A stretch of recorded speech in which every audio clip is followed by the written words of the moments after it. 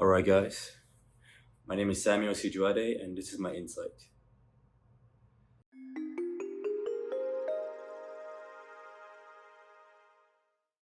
I studied psychology and criminology in university, but I'm currently right now an actor.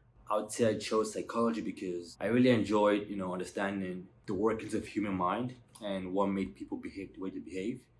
And I find that very fascinating to understand, what drives people and what drives behavior. So I felt like psychology was the best way to explore that and dive deeper into the workings of the human mind. Criminology, I chose that because it's sociology and it's similar to sociology, and it pretty much helps you understand society as a whole.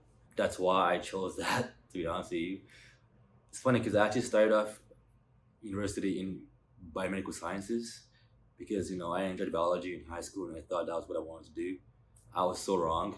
It was so different than what I imagined it would be like in university, and I wasn't enjoying it at all. And so, after 2 years of doing biomedical sciences, I decided, okay, screw this. I'm just gonna switch my program to psychology because that's something that I genuinely felt like I was interested in because I'm always finding myself, observing people, trying to decipher what made them do that, trying to understand how people think.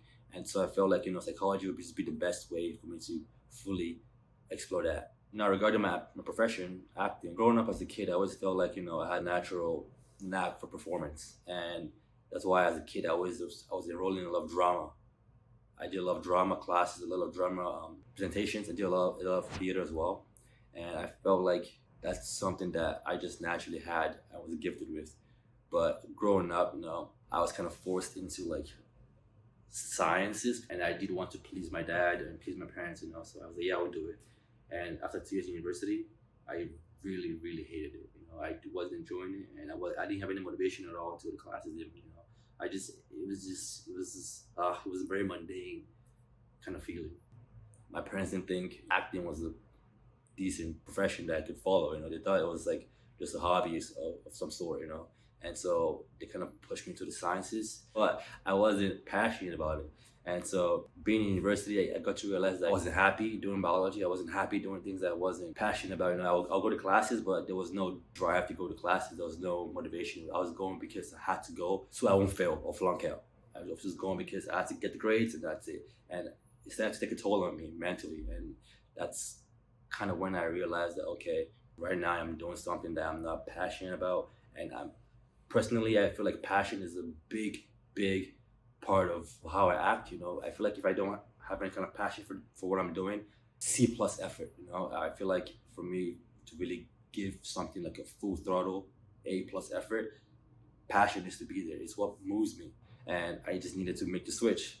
So I chose psychology because I felt like acting and psychology are kind of intertwined. To play a character, you have to understand what moves the character, the motives of the character. You have to understand the personalities of the character. You have to understand the different layers of the character.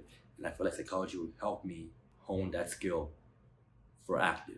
And that's why I really was like, okay, I have to switch to psychology because I want to be an actor. Honestly, I would say if you're passionate about it, go for it, man. I don't see why you shouldn't do it. I feel like it definitely is not for the faint of hearts. You definitely need to have patience. You definitely need to have the drive. You definitely need to want it. I know a lot of people who chose to go into acting as well, and after a year, they were out because you can't pay the bills because you're not really getting gigs. You have to have the patience for it. You have to think outside the box as well. In terms of how you're gonna survive. Like right now, I do different jobs. I'm definitely looking at different ways to make money just to survive because I don't want to go on the streets. So it's something that I think if you truly believe this is what you want to do, go for it. Honestly, go for it. Your happiness is more important than anything else. Like you could go do a different job that's stable and make money in that job, sure. But are you fulfilled as a person? Do you feel like you're alive? For me that's important. So that's why I'm okay with having three different jobs or doing different things to make money while I focus on acting.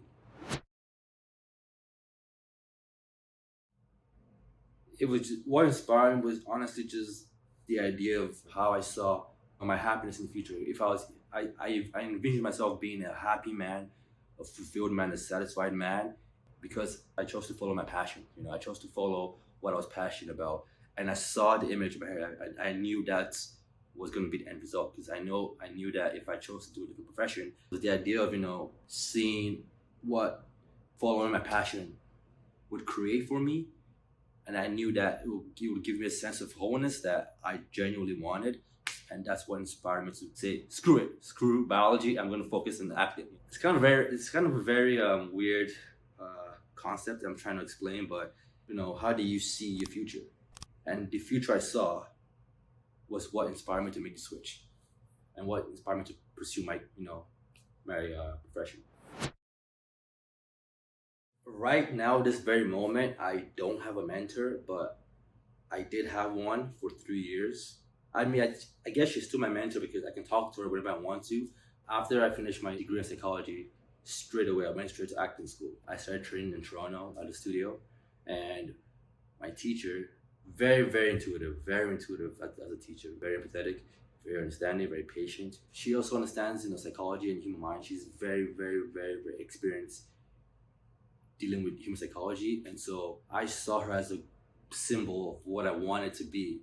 She's an acting teacher, and she genuinely understands the human psychology on a deep level. And so I was like, wow, this is someone I could learn from. And I right away I grew to like her, and I joined her classes, and I kept going and going and going and going for 3 years, 3.5 years. She definitely expanded my mind in a lot of ways, and I took a lot from her just by being close to her, honestly, just like seeing how she does things, absorbing her energy, her mind, and how she just thinks. It felt like I finally had someone to look up to in the profession. And she's very professional, very detached, in the sense that she can talk to you about the work, but when it came to personal, like after class is over, she's a different person. She's like, I'm going home, that's it for me. It's like, have a good day, see you next week, kind of thing. So she kept it very teacher student. She also very empathetic because she understood that we are learning, and she understood that it's a process. So she was very patient with us in that regard. She also knew how to kind of pull out parts of you that you're not able to access. She kind of saw the bigger picture of things, and so she kind of knew what buttons to push or what to do to get you where you need to be. She had a way of getting you to be where you had to be in that moment. Also, she's very nurturing. She was a mom, so she definitely has that mother instincts. I mean, I can talk about her for days, but I'm trying to keep it short and to the point. As you know what, I'm just gonna end it there on my teacher. If I was in high school again, I would just try to be myself, because I found out I definitely did a lot of things to try and fit in and be cool. Because in high school we gotta be cool. I did a lot of things to try and be cool in high school. I definitely I had very strict parents growing up, so my dad was very strict. You gotta be home at this time. There's no playing around after school. You be back home. Whenever I got the chance to be outside, oh man, I abused it. I was like, okay, I'm gonna be cool. I'm gonna do whatever the kids are doing to fit in, kind of thing. I would say just be yourself. Don't try and fit in like that. If it doesn't vibe with who you are, don't do it. I'd also say honestly, I was just moment, present time focused. I just thought about now, and not really the future. I would say, stick to your gut. I know in high school you're kind of young. You don't really care about. You don't really think that much about the future like that. I know I didn't. If you feel like passionate about what you're doing or what you're going to university for, don't do it. Don't waste your money. Don't waste your time on that shit, because honestly, you're gonna go into the program in university and you're gonna be, oh wow, I really hate this. Like for me, for example, I chose to go to biology because I was pushed for that to that direction for so long. I would say take the time to really find or figure out who you are, or figure out your values, and figure out what it is that inspires you, and go for it. I would say, yeah, yeah. Stay true to yourself, man. That's it. Just stay true to yourself. Follow your passion, whatever it is that sparks you. That's what you need to be doing. don't give a shit what anyone else does. What sparks you is what you need to do. I'm telling you. Even though it seems like there's no future for it, once you start actually doing that thing, doors start to open. You get more creative with it. You start to figure out things as you go. It's gonna take time, but you start to figure things out. And the first choice you gotta decide is, what am I passionate about? Once you figure that out, man, I'm telling you, even though it takes you 10 years, I guarantee you will be happy for doing it. That's what will make you happy. That's what will give you satisfaction, and you feel a purpose to yourself. Yeah, that's my last words. And stay safe. We got COVID all day now, so put a mask on. All right, guys. Peace.